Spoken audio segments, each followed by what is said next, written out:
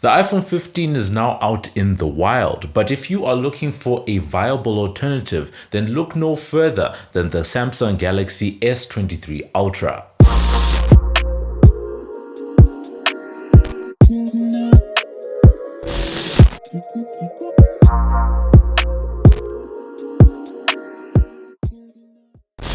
Hey, what up? It's your boy MobbJustice back again with another video, and for today we are getting into a review of the Samsung Galaxy S23 Ultra. Now, I spent a few weeks with this device. It's been a little bit of time since that happened, and I thought this would be a really good time, to put out this review because the Galaxy S23 Ultra is probably the most powerful and best Android device that I've tested out for the year, and definitely a huge competitor for the new iPhone 15 Pro line. As always, this video is brought to you by the team over at Lion Media. Head on over to check out some of the crispiest photo, video, and audio content. That's www.lionmedia.com. Head on over, check it out, and just see what the team can do for you.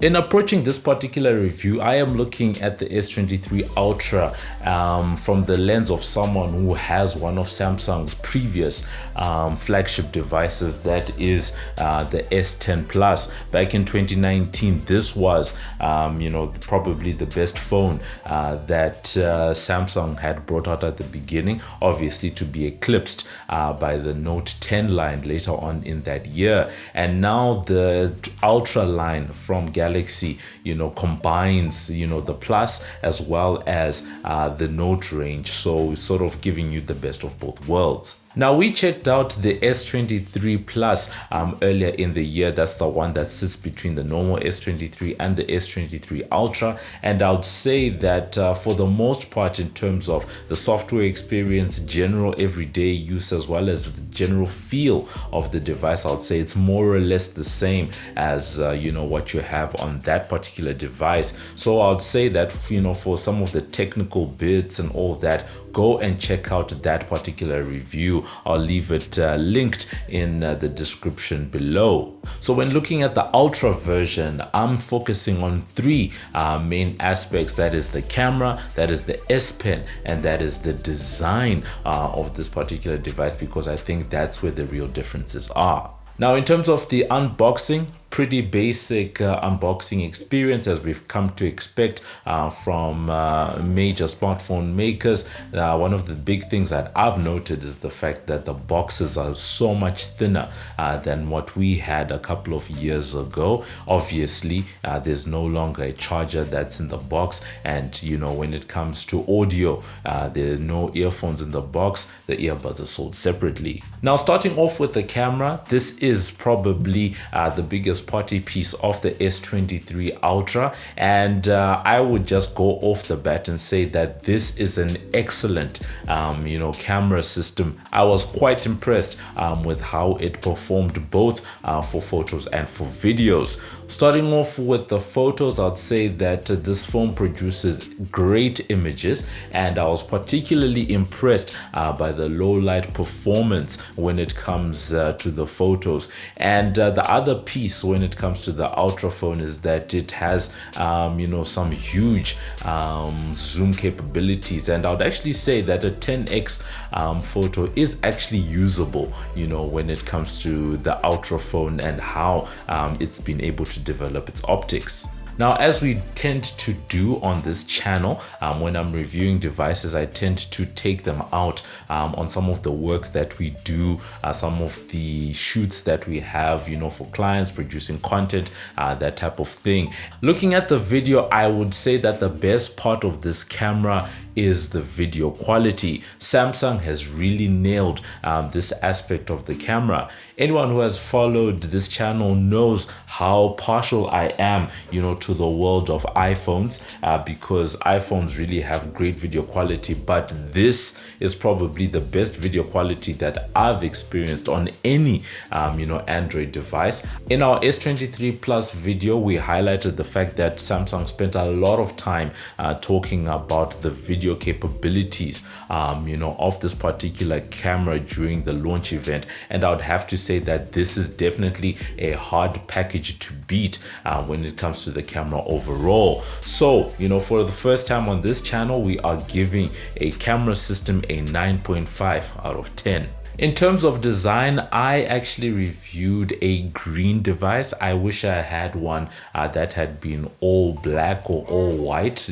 Those would have been my preferences, but this is what I was able to get. But despite that color issue, I would say that for me, this is the best looking and best feeling phone that I've experienced in 2023. And as you can imagine, I get to touch, feel, and look at a number of different devices. And I would even go so far as to say that it's better looking than this. This is an iPhone 14 Pro Max, but the S23 Ultra really does well. And I would just say that, this was it for me. It's got this nice matte / satin texture on the back, and for me it looks like an industrial work of art. But on the design, one of the things that was quite unusual for me, one tends to check out a number of phones in different sizes, and when I first got the S10, this was the biggest phone I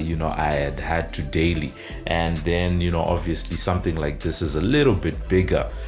The S23 Ultra is huge, right? And it took a while for me to get used to it. I remember in my S23 Plus video, I actually said that specific phone is probably the sweet spot for a person like me. It took a little bit of time to get used to, but over time you do get used to navigating using it with one hand, and it was a great experience.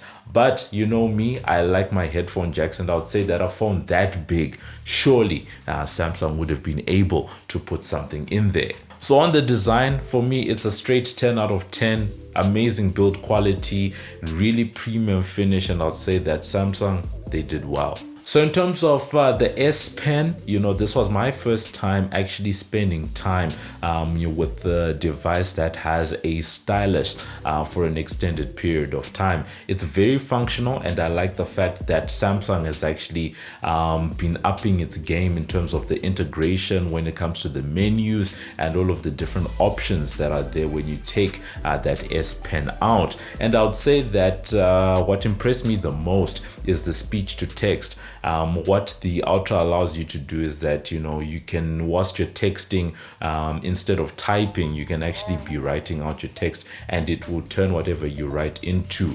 texted letters, and that's what you then send off as a message. That part truly impressed me. But even with all this functionality, I would have to say that I am personally not the target market when it comes to the S Pen or any stylus for that matter. I'm actually keen to test out the Apple Pencil for an extended period of time to see whether it would sway me in any way in that regard. But for now, I'd say that styluses and devices, I'm probably not that person. So in this department, we are giving the S Pen and S Pen Use a 7 out of 10.